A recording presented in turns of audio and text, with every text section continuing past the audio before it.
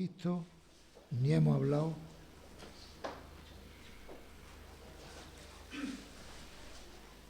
Patricia y yo. Ni le dije de lo que iba a predicar, ni le dije nada. Pero las canciones son el bosquejo de la predicación de hoy, junto con la canción que acabamos de cantar, ¿verdad? Ojo. Entonces, paga.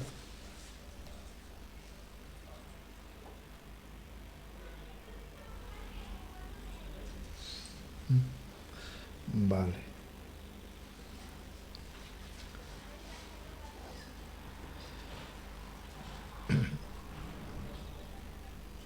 Y el domingo pasado estuvimos hablando de lo que piensa, lo que dice la Biblia, lo que cree Dios, lo que espera de nosotros acerca de la idolatría, ya que habíamos salido de la Semana Santa. Y el tema de hoy vamos a hablar de la obra redentora de la cruz. Mucha gente no sabe qué se celebra o qué significa la Semana Santa. Al menos yo no lo sabía, y como yo tendrá que haber un montón.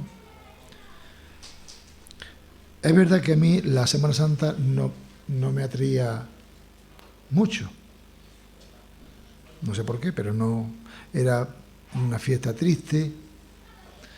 Cuando fui músico de la banda, pues sí iba detrás de los pasos, y no me traía nada de la Semana Santa.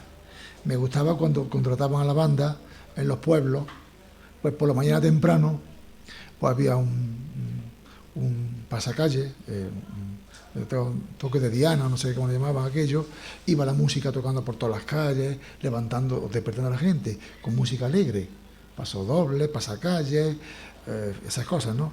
Eso sí me gustaba, pero era, además de que para mí no tenía atractivo ninguno, las marchas sí eran muy bonitas, las marchas eran preciosas, pero te cansaba tanto aquello porque íbamos detrás del paso, los músicos, y éramos los últimos de la procesión, pero cada 3, 4, 5 metros una parada, y así desde las 7 o las 8 que salía la procesión hasta las 2 por ahí de la mañana era una paliza, acabábamos muertos.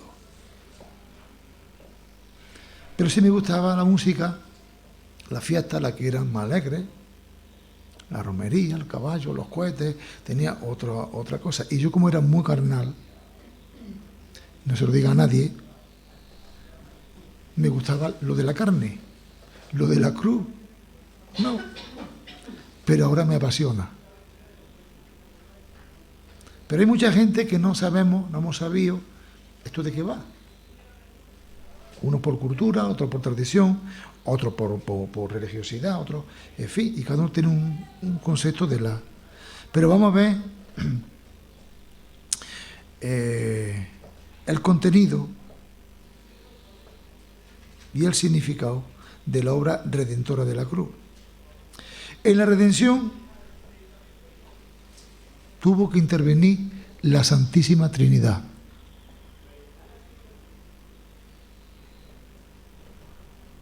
O sea, el Padre, el Hijo y el Espíritu Santo.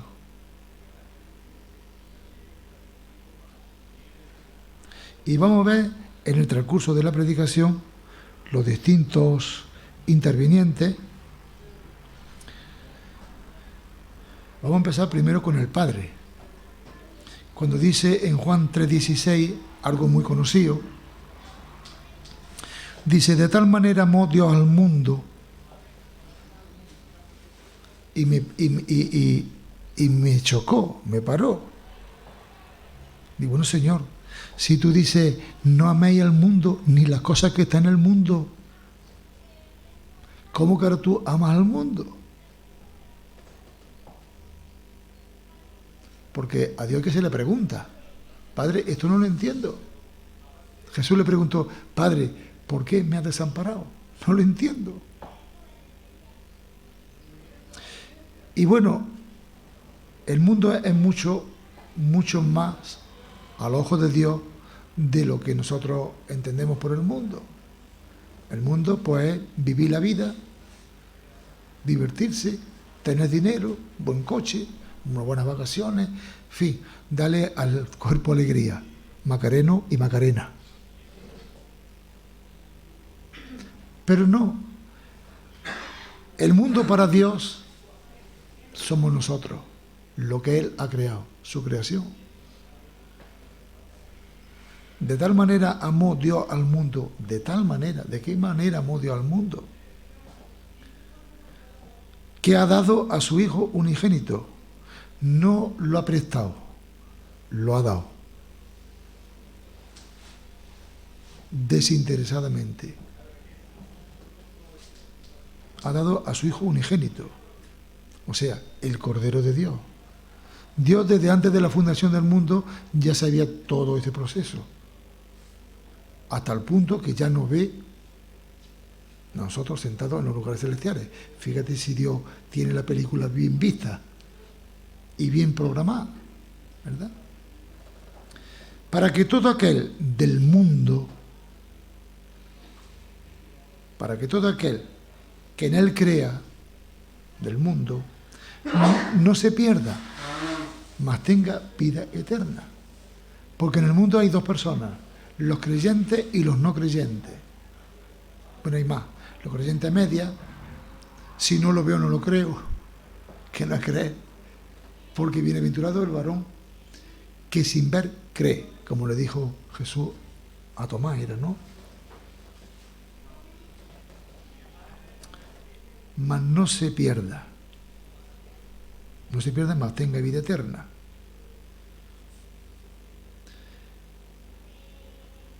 Parando un poquito aquí, como cualquier padre, lo que tuvo que padecer el Padre,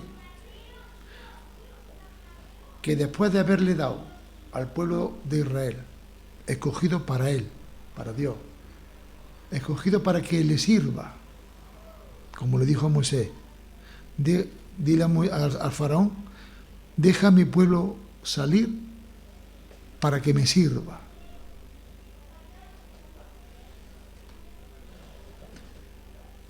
Pero le tuvo que doler al Padre que aquellas leyes que le dio a Moisés para el pueblo de Israel, o sea, los 10 mandamientos, no fueron suficientes o no tuvieron la aceptación en el pueblo que Dios esperaba. Al punto que cuando Cristo vino, aunque el tema ahora mismo es el Padre, le tuvo que recriminar a los judíos, a los fariseos, a los de la ley, hipócritas y fariseos, niños de víbora, sepulcro blanqueado. ¿Qué más cosas le dijo? Y piropos de eso. Que invalidáis la palabra de Dios por vuestras tradiciones y vuestras costumbres. Y la desobedecieron. Hay una palabra ahora con la política, bueno, no con la política, con los corruptos, mejor dicho, políticos y no políticos, que es la palabra de los tribunales, prevaricación.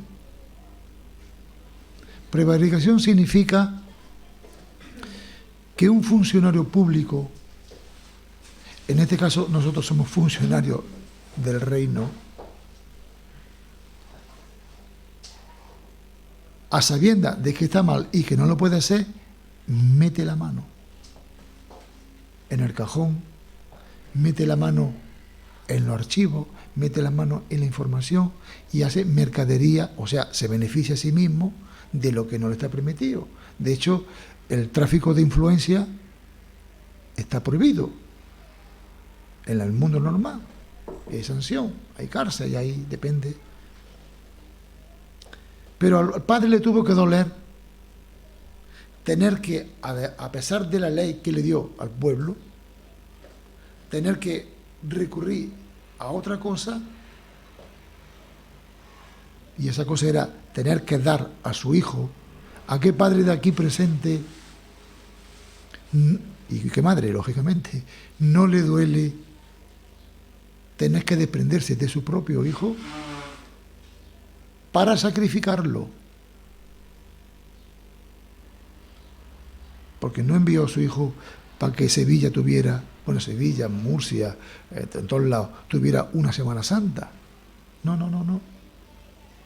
Fue para sacrificarlo, para que su sangre derramada fuera la que limpiara el pecado del mundo. Pero el mundo no le conoció, su pueblo no le conoció. Pero todo el que le conoce a Cristo, todo el que le recibe, esos son de los que está hablando. Son los que Dios le dio, el Padre le dio la autoridad de ser hecho hijo suyo, como dice el Evangelio de Juan.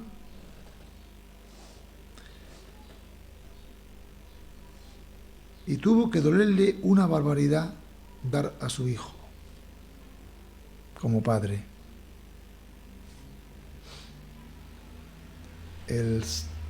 No sé, un día de esto por la noche, ya ves tú, para no dormirme yo, vimos una película de un padre que secuestraron al hijo.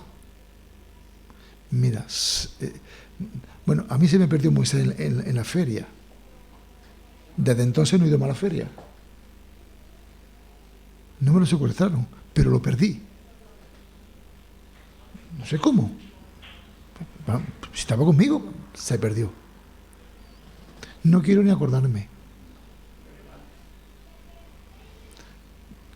No se lo deseo ni a aquellos que me quieren mucho.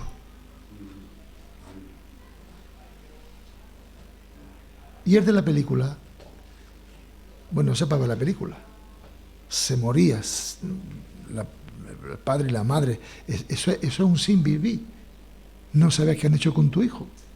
Un niño así como el Abel, más o menos, en el secuestro. Y aquel padre, pues, voluntariamente lo dio al hijo. Vamos con el hijo ahora, el número 2. Hablando, el padre dio al hijo. Hablando del matrimonio, de la familia, dice Efesios 5, del 24 al 27, así que como la iglesia, que somos nosotros, no nosotros, todo el que recibe a Cristo, no nos hagamos aquí el ombligo de la guinda del pastel, no. Está hablando de la iglesia católica universal de Cristo en el mundo entero. Así como la iglesia está sujeta a Cristo, o debe de estar, así también las casadas lo estén a sus maridos en todo. No el domingo o cuando le compra un vestido, solamente, en todo. Cuando nos casamos, dijo el cura, yo me casé por la iglesia, por el cura y todo, en la salud y en la enfermedad, en lo bueno y en lo malo, en las duras y en las maduras. Y ahí tenemos que estar codo con codo, apoyándonos el uno al otro, llorando a cuatro ojos. Hay melodías que son a cuatro voces. Por alguna vez hay que llorar a cuatro ojos. Los que lloramos. Maridos, amad a vuestras mujeres, versículo 25 del capítulo 5 de Efesios. Amad a vuestras mujeres así como Cristo amó a la iglesia. ¿Y cómo amó Cristo a la iglesia? Dice, y se entregó a sí mismo por ella. Fíjate que está diciendo, se entregó a sí mismo. No tuvo que bajar del cielo, obligado, porque no tengo más remedio, porque mi padre me lo ha mandado. No, el padre envió al hijo, pero el hijo se entregó a sí mismo. Papá o padre, esto no es tuyo solo. yo me ofrezco, yo me entrego por esa gente que yo les voy a llevar el Evangelio, voy a morir por ellos, y esa va a ser mi iglesia.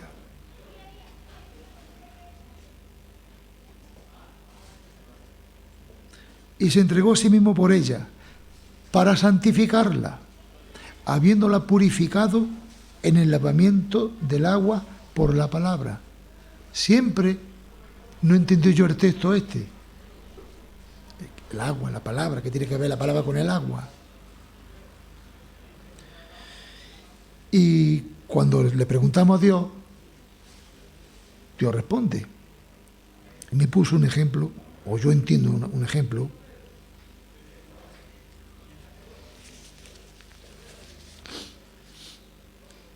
La palabra es la que nos limpia. La palabra es la que nos limpia. Nos purifica. Claro, de golpe y porrazo no. Porque por eso es que hay que comer la palabra todos los días. Si comemos, por ejemplo, una comida, la que sea, garbanzos con tomate, que está el tomate riquísimo con los garbanzos. Y ahora cuando terminamos de la mesa, llevamos a la cocina el plato y lo dejamos ahí. Y a la noche comemos otra cosa y cogemos el plato del mediodía, tal como estaba.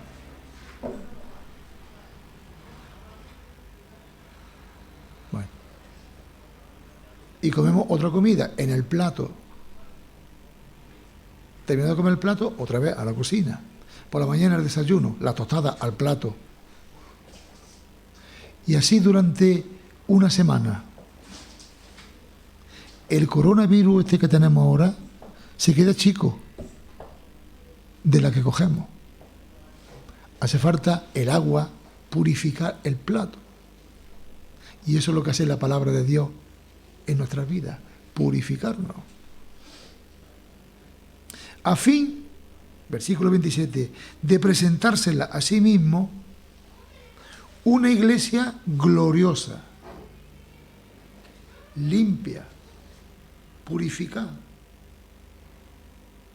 que no tuviese mancha ni arruga ni cosa semejante, sino que fuese santa y sin mancha. Esa es la iglesia que Jesucristo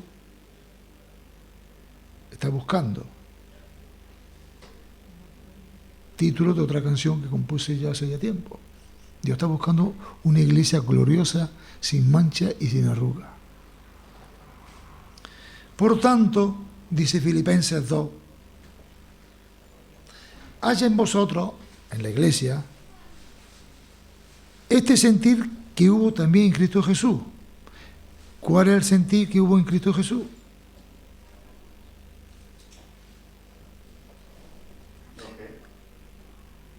Dos desde el 5. Capítulo 2, versículo 5 en adelante. Haya pues en vosotros este sentir que hubo también en Cristo Jesús, el cual, Jesús, siendo en forma de Dios, esto es muy importante lo que vamos a ver ahora. De hecho, los teólogos no se ponen de acuerdo, se critican el uno al otro, porque lo que dice uno es lo contrario al otro, y como todos quieren llevar la razón, pues, bueno, que te crió.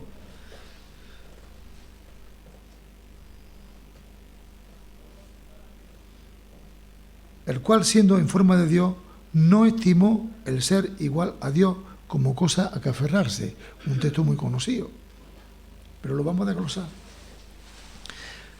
Otra forma de verlo, o de decir, es, aunque era Dios, Jesús, el Cristo, no consideró que el ser igual a Dios fuera algo a lo cual aferrarse.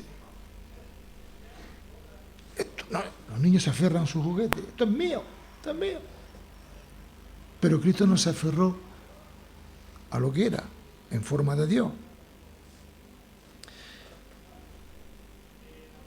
sino que se despojó a sí mismo, versículo 7, tomando forma de siervo, hecho semejante a los hombres. Se despojó de lo que era, a sí mismo, no lo despojaron, él se despojó, que quede claro, se despojó a sí mismo, tomando forma de siervo, hecho semejante al hombre.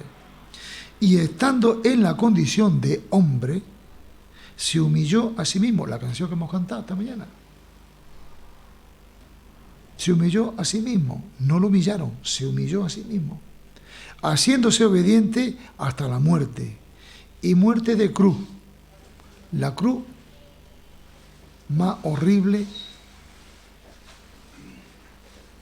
El que moría en la cruz era de la gente más mala, de los más peligrosos, de los más degenerados. Esos son los que iban a la cruz. Había otra muerte, que se muera ahí en la cárcel ya de tiempo ahí. No, crucificado. Nota, el Cristo que murió fue el Cristo hombre. No fue el Cristo Dios, porque se había despojado. Dios no puede morir. Hombre, si muere Dios, pues apaga y vámonos todos los que creemos en Dios, de la religión que sea. Pero Dios no puede morir. Tuvo que morir el Cristo hombre. Para morir hay que nacer primero. Para morir hay que nacer primero. Dios no nació. Era.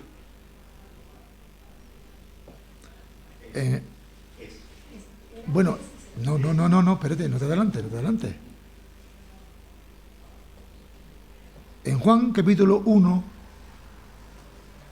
versículo 1, dice, en el principio era el verbo. Era el verbo. Y el verbo era con Dios, y el verbo era Dios. No un Dios, como dicen los testigos de Jehová. Otro Dios más. No, Dios no es más que uno. Los demás son fotocopias. El verbo era Dios. En Génesis 1, y también versículo 1, en el principio creó Dios los cielos y la tierra. Lo creó en el principio. Es que antes del principio no hay más nada. Creó Dios los cielos y la tierra. En Apocalipsis 1, 8 también dice, yo soy el alfa y la omega, el principio y el fin. Dios es el principio y el fin, dice el Señor. El que es y que era y que ha de venir, el Todopoderoso. Dios no tiene madre, ni padre tampoco. Dios era. Ahora, o creemos lo que Dios dice tal como lo dice, o venimos del mono. Pero el mono también fue creado por Dios. ¿En qué quedamos?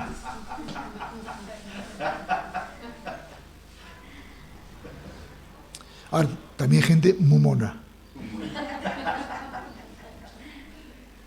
Filipenses 2.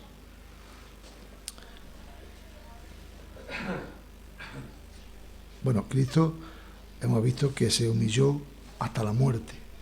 Y a ese tipo de muerte, ¿no?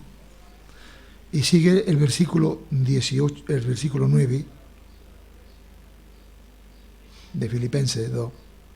Por lo cual, ya que Cristo se humilló a sí mismo,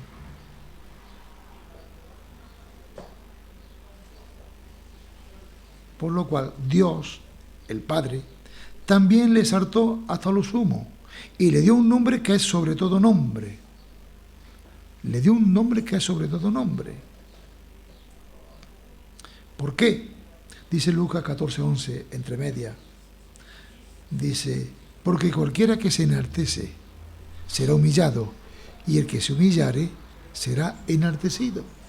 Cristo se humilló, por lo tanto el Padre lo exaltó a lo sumo, al máximo, y un poquito más para arriba. El Padre no se enalteció el mismo Jesús.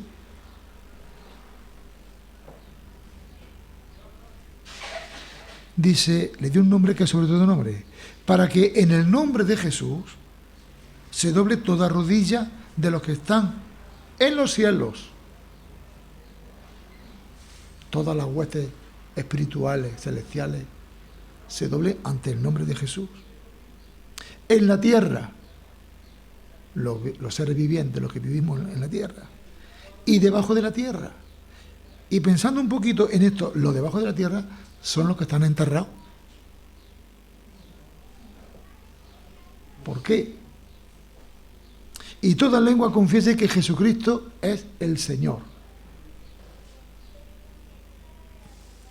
Cuando venga Cristo a por su iglesia, el rapto, dice, y los muertos en Cristo resucitarán primero. Esos muertos que murieron con la esperanza en Cristo, esos también van a confesar que Cristo es el Señor. Ya lo confesaron en su día. Pero toda rodilla se doblará de los que están en los cielos, en la tierra y debajo de la tierra. Y toda lengua confesará que Jesucristo es el Señor, para gloria de Dios Padre. Por eso decía que yo no he hablado con Patricia en toda la semana, pero las canciones ha sido el bosquejo de este mensaje. Hablando de la muerte de Cristo, dice Isaías 53, ¿quién ha creído nuestro anuncio? ¿Quién ha creído nuestro anuncio? Ya estaba anunciando que vendría el Mesías.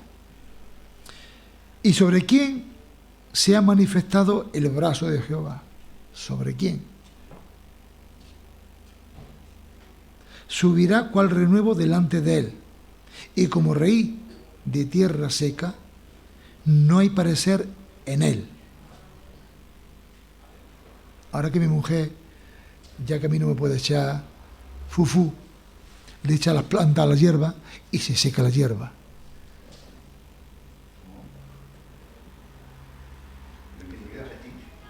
Hombre, a mí no me echa de eso, se queda sin marido.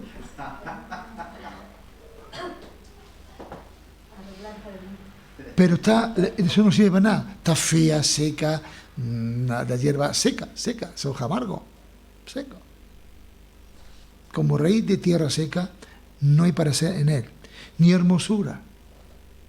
Le veremos más inatractivo para que le deseemos. Quedó tan disfigurado, tan hecho polvo, tan escarnecido.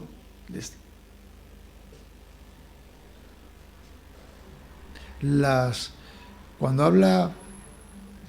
hablan de recibió tanto azote, Pablo, por ejemplo, los látigos con los que le pegaban el latigazo a Cristo tenía en la punta como unos garfios y le sacaban las tiras así, las tiras de pellejo, la carne viva. Si aquello era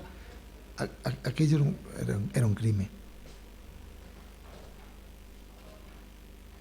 Quedó sin atractivo para que le deseemos. Despreciado y desechado entre los hombres, varón de dolores, experimentado en quebranto, y como que escondimos de él el rostro, fue menospreciado y no lo estimamos.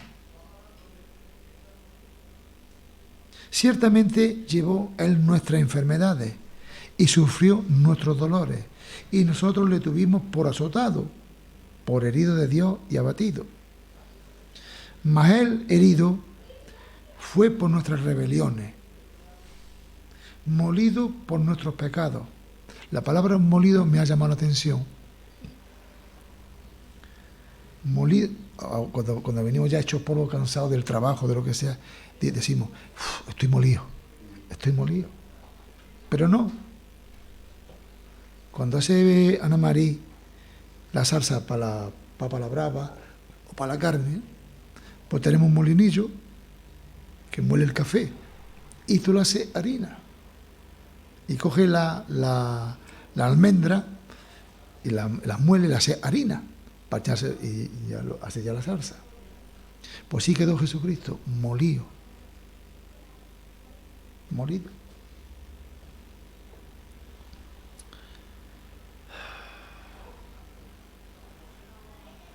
mas Él herido por nuestras rebeliones, molido por nuestros pecados, el castigo de nuestra paz fue sobre Él, y por su llaga fuimos nosotros curados. Todos nosotros nos descarriamos como ovejas, cada cual se apartó por su camino, como ahora pasa igual, cada uno. Mas Jehová cargó en Él el pecado de todos nosotros. Angustiado Él y afligido, no abrió su boca. Como cordero fue llevado al matadero, y como oveja delante de sus trasquiladores, enmudeció y no abrió su boca. Por cárcel y por juicio fue quitado, y su generación, ¿quién la contará? Porque fue cortado de la tierra de los vivientes, y por la rebelión de mi pueblo fue herido. Y se dispuso con los impíos su sepultura, mas con los ricos fue en su muerte, aunque nunca hizo maldad, ni hubo engaño en su boca. Este último versículo, hay otra versión que dice, Él no había hecho nada malo, y jamás había engañado a nadie, pero fue enterrado como un criminal. Fue puesto en la tumba de un hombre rico. Con todo eso, versículo 10, Jehová quiso quebrantarlo, sujetándole a padecimiento. El Padre. Bueno, estamos en el Antiguo Testamento. Creo que estaban de acuerdo que esto sucediera así, el Padre, el Hijo y el Espíritu Santo. Con todo eso, Jehová quiso quebrantarlo, sujetándole a padecimiento. Cuando haya puesto su vida en expiación por el pecado, verá linaje, vivirá por largos días, y la voluntad de Jehová será en su mano prosperada. Está en el futuro ya. Verá el fruto de la aflicción de su alma, quedará satisfecho. Por su conocimiento justificará mi siervo justo a muchos. Esos muchos somos nosotros. Y llevará la iniquidad de ellos. Por tanto, yo le daré parte con los grandes, y con los fuertes repartirá despojos, por cuanto derramó su vida hasta la muerte, y fue contado con los pecadores, habiendo él llevado el pecado de muchos y orado por los transgresores. No está más el currículum de Jesucristo, ¿no? Sin haber hecho nada.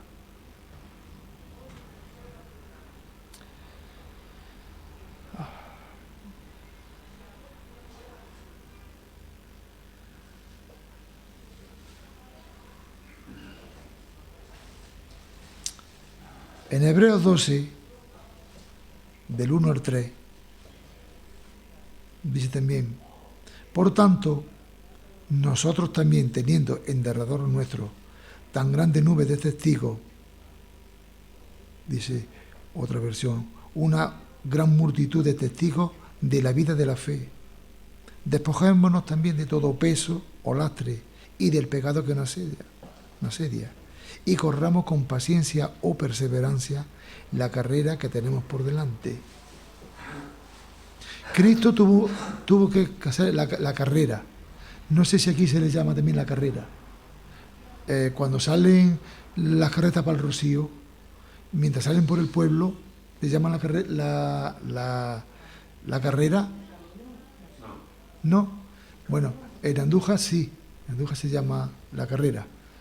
Cuando ya van por el campo, pues ya es otro cantar, ¿no? Pero mientras el camino que sale, el recorrido de la ciudad, se le llama allí la carrera.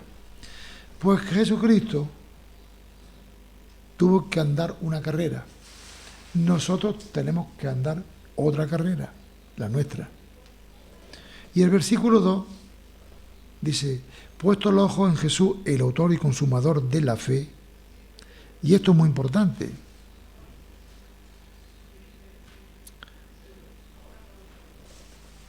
Dice, el cual, Cristo, con el gozo puesto delante de él, el gozo puesto, cogemos la frase, con el gozo puesto delante de él, en la carrera, iba gozoso. Dice, sufrió la cruz. ¿Cómo que sufrió la cruz? Con gozo. Gozo es una hemorragia de alegría en el cuerpo. Hasta más no poder. Con el gozo puesto delante de él, sufrió la cruz. ¿Y por qué con gozo? Dice, soportó el peso de la cruz. Soportó el peso de la cruz. Cuando yo era jovencito, estaba ya con la guitarra y todas esas cosas, escuché decir, no sé de dónde, que hay una madera que se llama palo santo, rosewood en inglés. Rosewood. Porque decían que el palo santo se llamaba así porque era la madera en que clavaron a Jesucristo, hicieron la cruz. Pero yo, estudiando un poquito el tema de las maderas, cuando estudié lo del templo de Salomón, en aquella zona no hay palo santo. Está en América y en la India. Allí está el jacaranda, en Brasil, y el palo santo de India. Pero en la zona aquella están el cedro real, está en el Líbano, cipreses, sicomoro, que lo mienta la Biblia, ¿sabes? Pero allí palo santo no había. Pero la madera es lo de menos. El palo no era santo, de la madera que sea. El madero no era santo. Pero más bien el peso que Cristo llevaba fue el pecado de la humanidad.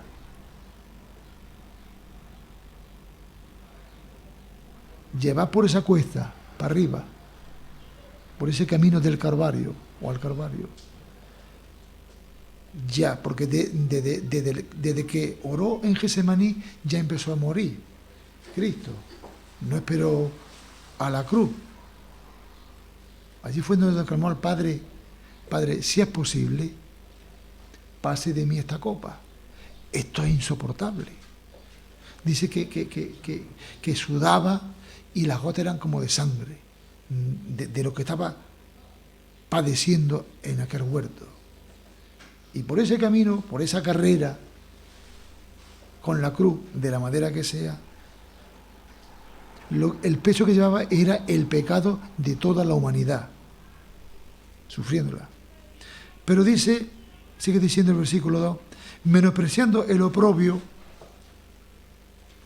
Cristo sufrió el oprobio, aunque lo menospreció, pero lo sufrió. ¿Por qué lo menospreció? El oprobio es el deshonor, la deshonra, la vergüenza pública. Fue un espectáculo humillante para él. El trayecto hasta el Gólgota, eso fue una vergüenza. Él entró en Jerusalén, glorioso y triunfante, en el borriquillo, pero la salida para el Calvario fue la injusticia más grande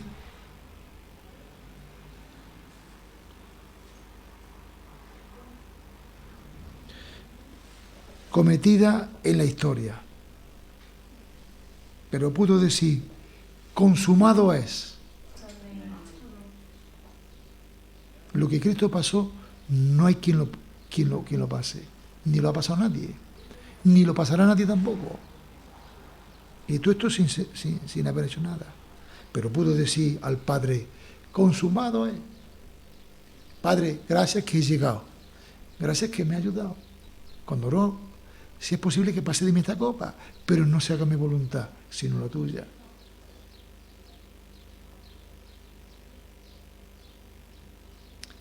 Y el Padre, viendo todo lo que pasó y habiendo consumado, dice, termina el versículo 2, y se sentó a la diestra del trono de Dios. Nadie se ha sentado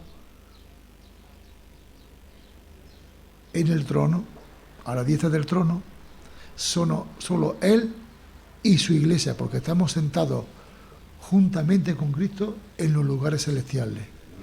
No sabemos no llegamos a entender el precio que pagó Cristo por nosotros para que pudiésemos estar con Él en el trono de Dios.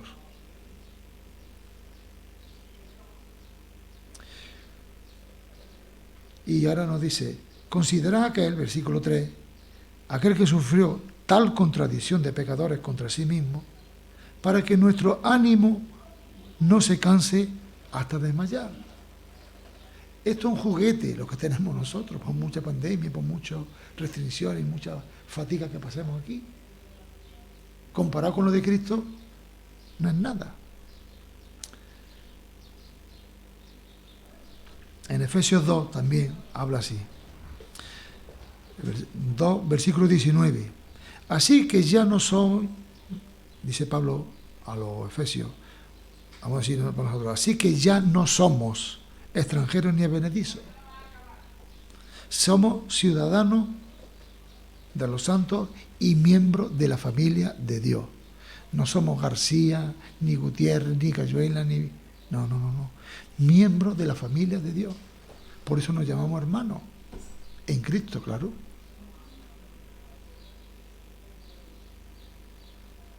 Y aquí entramos todo el mundo cristiano, de la denominación que sea. De la denominación que sea. Sí. Espera.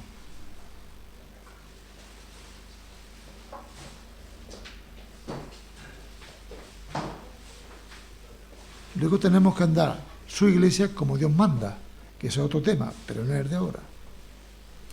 Bien, hasta aquí el segundo interviniente de la redención. Padre número 1, el número 2, el Hijo. Y ahora vamos con el tercero, que es el Espíritu Santo. Vamos bien de hora, ¿no? El Espíritu Santo siempre ha estado esperando, ha estado operando, ha estado activo. Ahora se dice operativo. Siempre. En Génesis 1, en el principio, versículo 1 dice, creó Dios los cielos y la tierra. Creó Dios los cielos y la tierra. Y la tierra estaba desordenada y vacía. Y me llamó la atención. Así venimos todos cuando venimos a Cristo, desordenado y vacío. No sabemos ni por qué estamos aquí, ni a dónde vamos, ni a dónde ir. Hago lo que me da la gana, no sé, hoy no tengo ganas, mañana me emborracho. Y así venimos todos. Y vacío. Antiguamente, hace poco, ahora con la pandemia están cambiando todo. Pero había, después de la feria, había un lunes de resaca, era fiesta. Lunes de resaca, porque la juerga, la fiesta, al día siguiente tiene un mal cuerpo, no podía trabajar porque no tienes ganas ni de mirarte al espejo, va a ir al trabajo despeinado. Y al trabajo hay que ir bien. El lunes de resaca, lo que trae el mundo, lo que trae la fiesta, lo que trae la juerga, lo que trae es divertirse, lo que es darle alegría a tu cuerpo. El lunes no puedes con tu cuerpo. Pero la tierra estaba desordenada y vacía. Y dice, y las tinieblas estaban sobre la faz del abismo, y el Espíritu de Dios se movía sobre la faz de las aguas, sobre la superficie. El Espíritu de Dios se movía, ya se movía. Ya estaba allí el Espíritu Santo también, actuando, se movía. Y dijo Dios,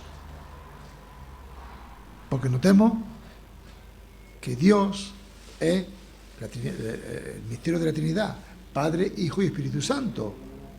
Cuando dijo, hagamos al hombre, estamos hablando los dos en consenso, como se dice ahora. Había un consenso. De los tres, había consenso. Y los tres estaban de mutuo acuerdo. No había mayoría simple ni absoluta. No.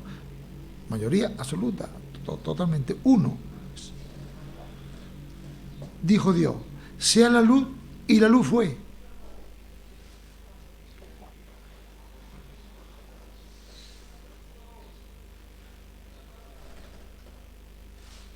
Y vio Dios que la luz era buena.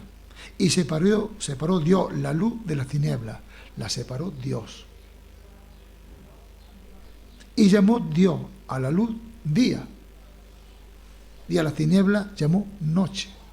Por eso tenemos que hacer del día y de la luz. Normalmente de noche pues están todos los vicios, todas las peleas, las borracheras, los pecados, los robos, todo lo malo está por la noche, los atracos, pero todo lo de Dios está a la luz del día. Por eso tenemos que ser transparentes como Cristo era. No tenía nada que esconder, todo estaba a la vista.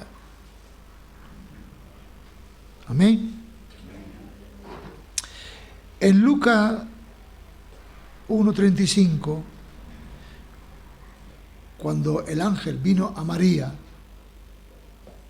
a la Virgen María, y le dijo: bienaventurada es María, ha hallado gracia delante de Dios, va a tener un niño, y la Virgen le contesta: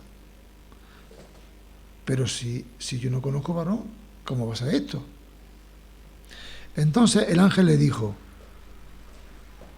el Espíritu Santo vendrá sobre ti, y el poder del Altísimo te cubrirá con su sombra, por lo cual también el santo ser que nacerá será llamado Hijo de Dios.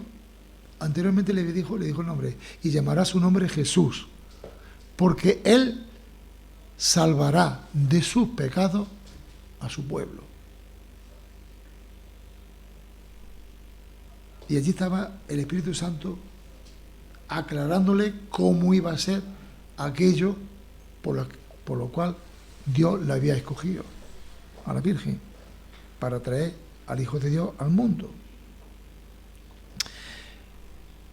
Cuando estaba Juan bautizando, allá que llegó Jesucristo, y nada más verlo, este es el Cordero de Dios del que yo he hablado, del cual yo no soy digno ni de atarle la sandalia.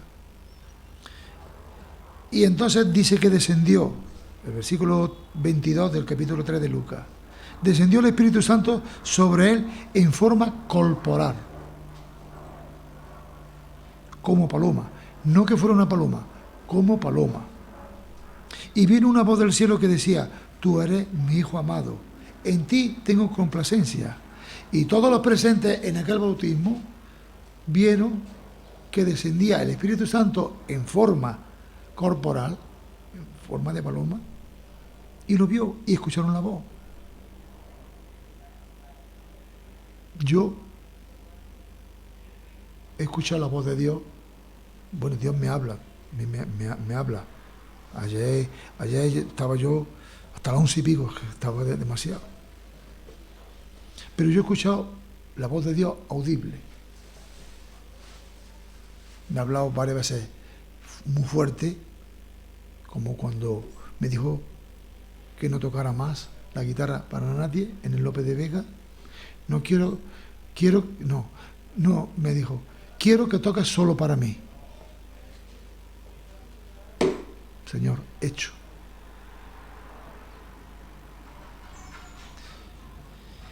Y como si Dios, que sabe, y nos escogió desde antes de la fundación del mundo, no estamos casados así unos con otros porque me ha gustado esta. No. Todo esto está planeado por Dios desde antes de la fundación del mundo.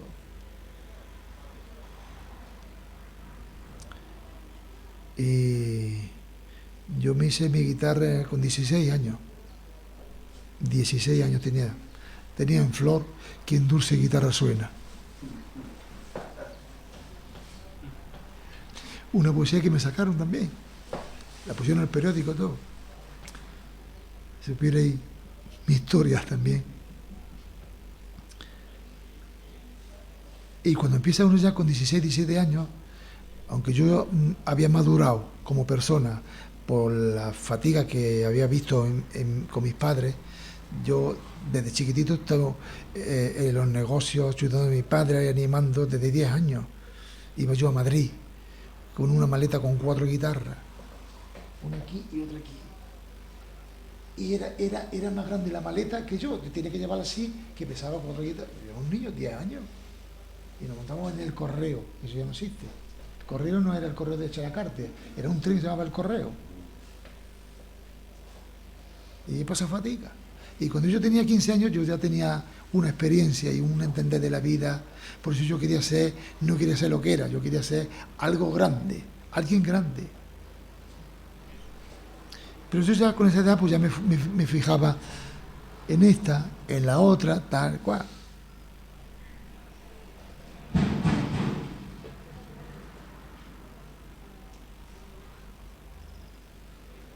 Y el cura de la parroquia daba unas charlas, unas fiestas con los padres allí presentes y todo, muy bien. Fue el cura que nos casó también, después. Pero había una muchachilla, rubia, blanquita, blanca, con una Rebeca de esta así, mucho pelo, que se rasca así, con un aparato y le sale el pelo a la tela, no sé cómo se llama eso, un escardado. ¿Cómo se llama? No sé. Bueno, y la nena aquella era de dulce. Y yo, había 4 o 5 que me gustaban nada más, porque yo ella no la veía. No me gustaban, las demás no. Y me la imaginaba, yo ya, como era y soy una persona formal, me la imaginaba en mi casa como ahora, con mi mujer, mis niños en el sofá, bueno, mis niños chiquititos, ya no. Y yo, será esta, será la otra, y al ver aquella, esta es. Y yo soy de peñón fijo. Y Dios, que sabía como yo era, pues, mamá, a mi madre, mamá, mira, esa nena me gusta. Pero hija, si esa hija es de un primo primo hermano de mi padre, pero nena, no ves qué guapa que es, un ojo azul.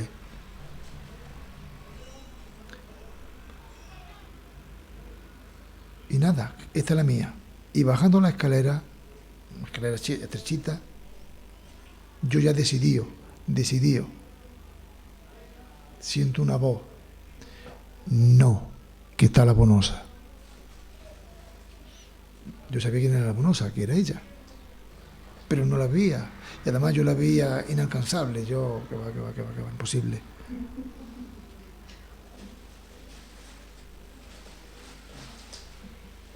Y si Dios no me para, no estoy con ella. Yo no sabía que era Dios. Cuando me convierto y veo cómo Dios habla, cómo Dios actúa, cómo Dios, digo, aquello fue Dios. Porque no había nadie. Miro, no había nadie. La muchacha iba adelante, y yo detrás, no había nadie. Y era Dios. A los 2 o 3 meses de aquello, yo corté, ni empecé siquiera. La llevé a su casa y punto. Yo ya esperé. Otra vez la peña de su padre y el mío se unen, que ya los niños eran mayores, en fin, tuvieron que dejarlo de trabajo, esas cosas, ¿no?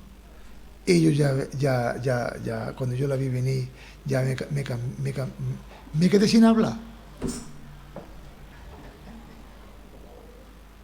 Y hasta el día de hoy, desde los 5 o 6 años que nos conocemos, ella por un lado actuando Dios y por mi lado actuando en mí, que me reservé para ella, y ella se reservó. Bueno, eso es glorioso. Es glorioso escuchar a Dios.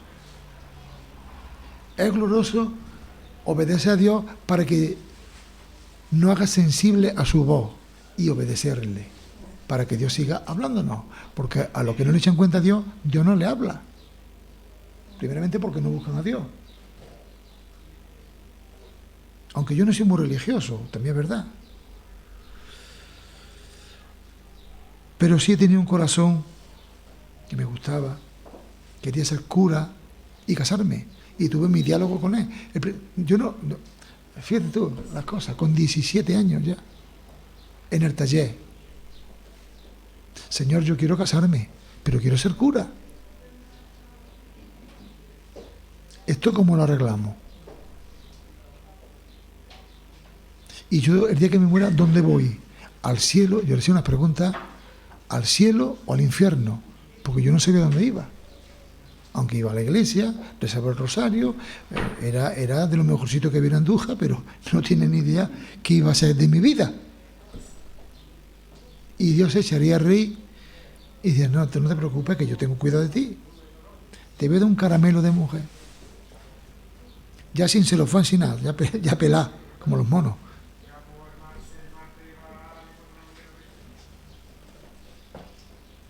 Tú eres mi hijo amado, le dijo, y en ti tengo complacencia. Allí estaba el Espíritu Santo, hablando públicamente de Jesucristo. En Lucas 4, 1, también Jesús, lleno del Espíritu Santo, volvió del Jordán y fue llevado por el Espíritu al desierto para ser tentado por el diablo, para probarlo. Pero fue lleno del Espíritu Santo. Cuando Dios te pone algo en tu corazón, haz esto, haz esto, haz esto, no haga esto, no vaya, no lo haga, no lo compre, no. Tenemos que ser sensibles. Pero fue llevado por el Espíritu al desierto, y allá que fue Jesús. Ahora, vamos aquí para ir terminando. En Isaías 61 también profetiza Isaías que luego se cumple en Lucas 4:18, cuando Jesús en la sinagoga le dieron los rollos y leyó: el Espíritu del Señor está sobre mí, por cuanto me ha ungido para dar buenas nuevas a los pobres, me ha enviado a sanar a los quebrantados de corazón,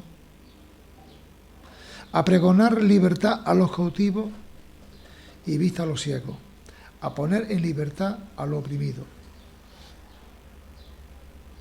El Espíritu de Dios está sobre mí. Allí estaba el Espíritu Santo, sobre Cristo, en la sinagoga. Los demás ni se enteraban de qué iba la cosa. Se enteraban. Y para terminar, vamos a ir a Romanos 8:11. Este versículo es glorioso.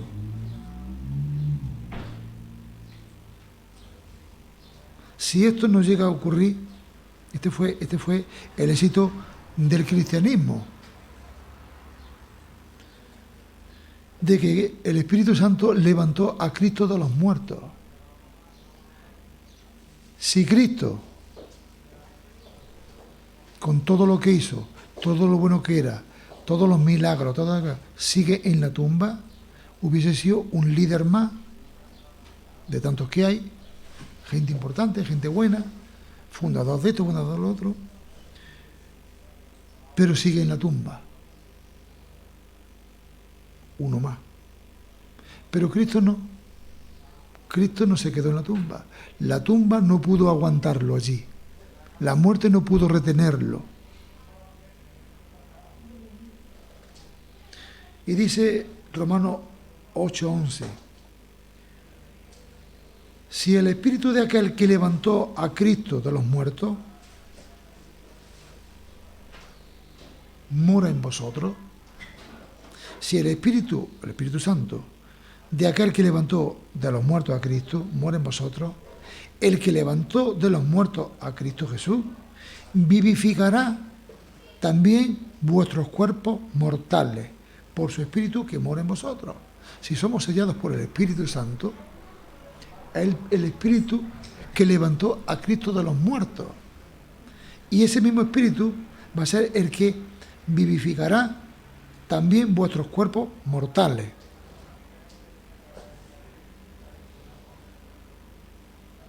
Vamos a examinar esto un poquito. Dice: estando Cristo en vida, podía resucitar a los muertos por el poder del Espíritu Santo. Pero Cristo murió como hombre y como tal, como hombre, no podía resucitarse a sí mismo. Pero en vida, por el poder del Espíritu Santo, Jesús, además de resucitar muertos, daba vista a los ciegos, al paralítico, andaba, el cojo, todo, dio de comer aquello. Pero como hombre no podía resucitarse a sí mismo. Pero el Espíritu Santo de Dios que vino sobre María y el poder del Altísimo la cubrió con su sombra, dándole vida, y como fruto nació Jesús, el mismo Espíritu que levantó a Cristo de los muertos y el mismo que vivificará también nuestros cuerpos mortales por el Espíritu que mora en nosotros. El Espíritu Santo es nuestro sello. Fíjate que el Espíritu Santo vino a dar vida para que el Mesías viniese a través de la Virgen. Pero el mismo Espíritu Santo fue el que lo levantó de la tumba, lo resucitó. Y ese mismo Espíritu es el que nos vivificará también a nuestros cuerpos mortales, los que hemos creído en Jesucristo. Por eso cuando dice, habla del rapto, y los muertos en Cristo resucitarán primero. Cuando venga Cristo con su gran gloria, con trompeta con voz de arcángel, trompeta de Dios, todo aquello. Dice, y los muertos en Cristo resucitarán primero. Luego nosotros los que hayamos quedado. Pues esos que resucitan, el Espíritu Santo son los que vivificarán esos cuerpos. Los nuestros si nos morimos. A menos que Cristo venga antes, y esos son los primeros que resucitan, y luego nosotros los que hayamos quedado, seremos todos juntos, recibiremos al Señor en las nubes. Así que los que quedamos, nuestros cuerpos serán transformados, dice la Biblia. Pero los muertos en Cristo resucitarán primero, serán vivificados por el Espíritu Santo. Pues tenemos que dar gracias a Dios por el Espíritu Santo, por levantar a Cristo de los muertos. Esa es nuestra victoria. Las demás religiones no tienen un Salvador como tenemos nosotros.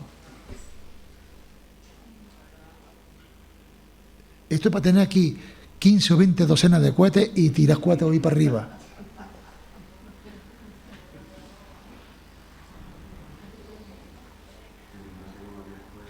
Y yo que nunca he entendido en el nombre del Padre, del Hijo y del Espíritu Santo, y nunca he sabido el Espíritu Santo, y el Espíritu Santo, ¿y qué hace el Espíritu Santo? Bueno, no. Ahora que estudias la Biblia, ahora que te metes con Dios, ahora que buscas a Dios, Dios te revela y conocemos el Espíritu Santo y experimentamos el Espíritu Santo. Estos son los tres intervinientes de la redención: el Padre, el Hijo y el Espíritu Santo. Y los tres a una somos redimidos por aquel que pagó el alto precio de morir por cada uno de nosotros. Amén y amén. Pues nos ponemos de pie y oramos.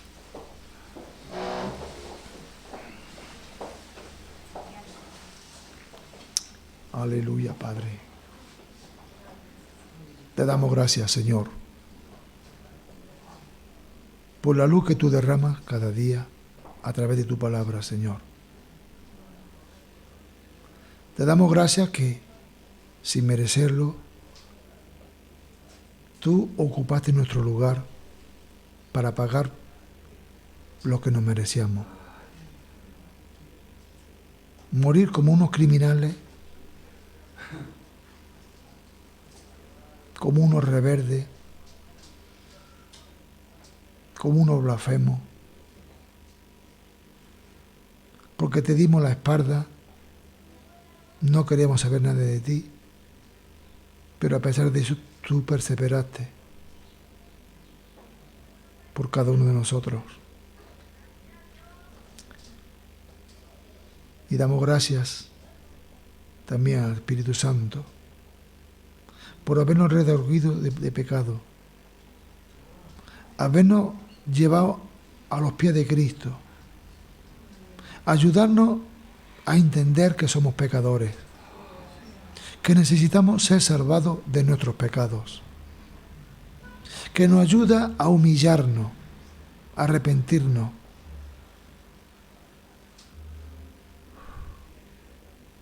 y sobre todo también cuando estamos afligidos, tú eres nuestro consolador, Espíritu Santo. Y gracias por el Padre que mandó a su Hijo, dio a su Hijo. Gracias, Padre, que a través de Cristo podemos decirte, Abba, Padre. Y a través de Cristo podemos ir al trono de tu gracia, clamando y pidiendo como hijos tuyos por las necesidades, por las situaciones, por todo cuanto nos rodea, y nos guarda de todo también lo de lo que nos rodea, Señor. Y queremos agradecerte esa obra redentora en el que los tres, cada uno aportó y apoyó el uno al otro, y eran uno para que nuestra redención se llevara a cabo. Ayúdanos a entender tu palabra, a no pasar de largo, sino a un entendimiento más profundo, para que esto se grabe en nuestros corazones, en nuestro espíritu, Señor, y sea unos cimientos para nuestra vida cristiana, para nuestro caminar con Cristo, para seguir peleando la buena batalla de la fe y para correr la carrera que tenemos por delante y estamos corriendo. Ayúdanos a perseverar hasta el fin, Dios mío. Padre, y como cantamos antes, tener la esperanza de que un día nuestros ojos te verán. Gracias, Señor, por el amor derramado, ese amor desinteresado por cada uno de nosotros. Oh, Dios mío, no hay palabra para agradecerte. No hay palabra en nuestra boca que puedan expresar la gratitud que hay en nuestros corazones. Oh, Señor, Dios.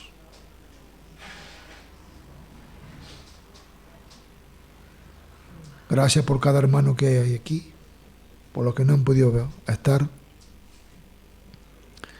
Sigue teniendo misericordia de cada uno, Señor. Sigue guiándonos a toda verdad, Espíritu de Dios. Y Jesucristo sigue limpiándonos y purificándonos, porque queremos ser de esa iglesia gloriosa que tú estás buscando, santa y sin mancha. En el nombre glorioso y poderoso de Jesús. Amén. Amén. Bien.